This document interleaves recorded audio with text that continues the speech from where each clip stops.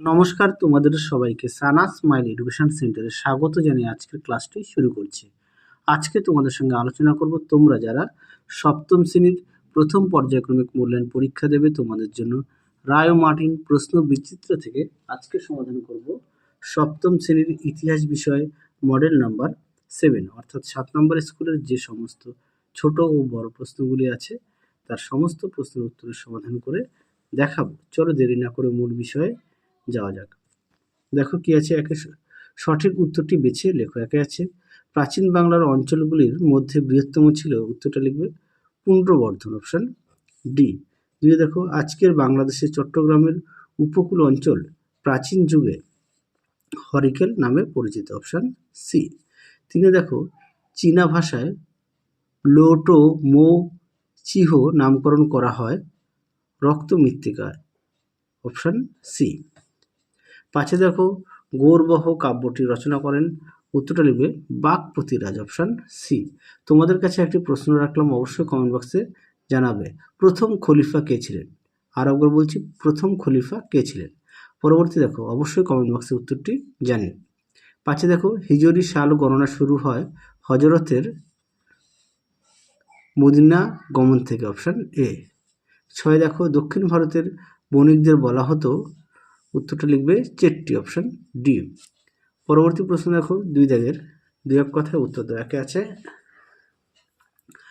গঙ্গাই কোন্ডচোল উপাধি কে নেন, উত্তরটা লিখবে প্রথম রাজেন্দ্র চোল। দুই আছে সেন রাজাদের আদি নিবাস কোথায় ছিল, উত্তরটা লিখবে কর্ণাট অঞ্চলে। তিনে দেখো কোন যুগে বাংলা ভাষার উৎপত্তি হয়, উত্তরটা লিখবে পাল যুগে।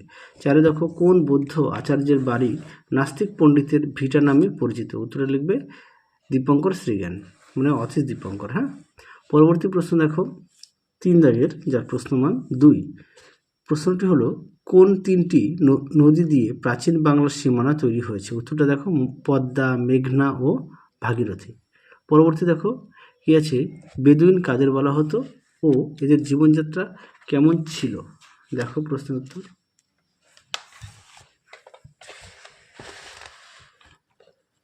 দেখো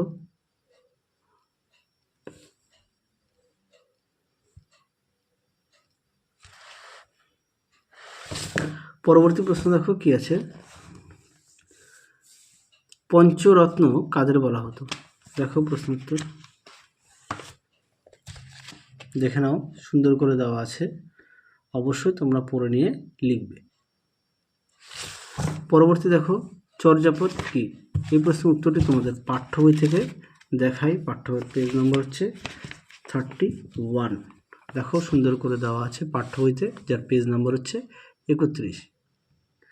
পরবর্তী দেখো কি আছে চার দাগে 4-5টি বাক্যের নিচের প্রশ্নগুলি উত্তর দাও। একে আছে গৌরবহ বলতে কি বোঝো, দেখো প্রশ্নের উত্তর।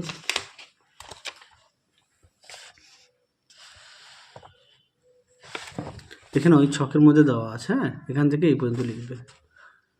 পেজ নম্বর হচ্ছে 12 পাঠ্য বই।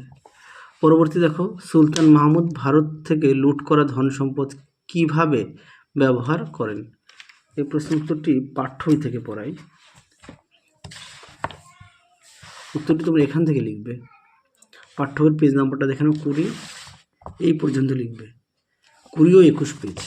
পরবর্তী প্রশ্ন দেখো পাল ও সেন যুগে প্রধান ফসলগুলি কি কি এবং কোনটি এখনো চাষ করা হয়, দেখো প্রশ্নের উত্তর। দেখে নাও উত্তরটি সুন্দর করে দেওয়া আছে, তোমরা অবশ্যই পড়ে নিয়ে লিখবে। এই পর্যন্ত লিখবে। পরবর্তী প্রশ্ন দেখো অথবা দিয়ে পাল ও সেন যুগে কিভাবে কর আদায় করা হতো, দেখো প্রশ্ন উত্তর। উত্তরটি তোমরা এখান থেকে লিখবে, পাঠ্য বই পেজ নম্বর হচ্ছে 28, এখান থেকে লিখবে, এই পর্যন্ত লিখবে। পরবর্তী প্রশ্ন দেখো, এবার আমরা দেখাবো প্রশ্ন মান 5-এর। একে আছে শশাঙ্কের সঙ্গে বৌদ্ধদের সম্পর্ক কেমন ছিল তা আলোচনা করো,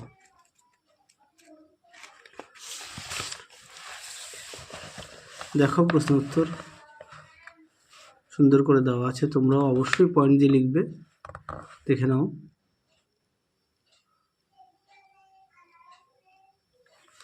পরবর্তী প্রশ্ন দেখো কি আছে।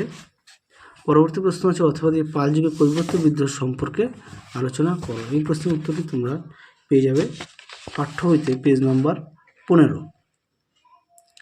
আশা করি দেখে নিয়েছ।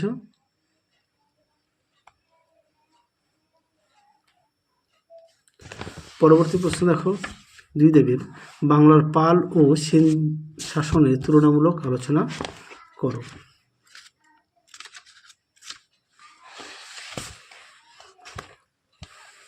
দেখো প্রশ্ন উত্তরটি সুন্দর করে দেওয়া আছে, ছকের মধ্যে অবশ্যই তোমরা পড়ে নিয়ে লিখবে। পরবর্তী প্রশ্ন দেখো শিক্ষা প্রসারে নালন্দা বিশ্ববিদ্যালয়ের ভূমিকা আলোচনা করো। দেখো এই প্রশ্নের উত্তরটি তোমাদের পাঠ্য বই থেকে দেখাই, দেখে নাও। উত্তরটি সুন্দর করে দেওয়া আছে, তোমরা অবশ্যই পড়ে নিয়ে লিখবে। এই পর্যন্ত লিখবে। তাহলে চলো আজকের মতো এখানেই সমাপ্ত করছি। আবার দেখা হবে খুব শীঘ্রই তোমাদের পরবর্তী ভিডিওতে। তোমরা সবাই সুস্থ থাকো, ভালো থাকো। আজকের মতো টাটা।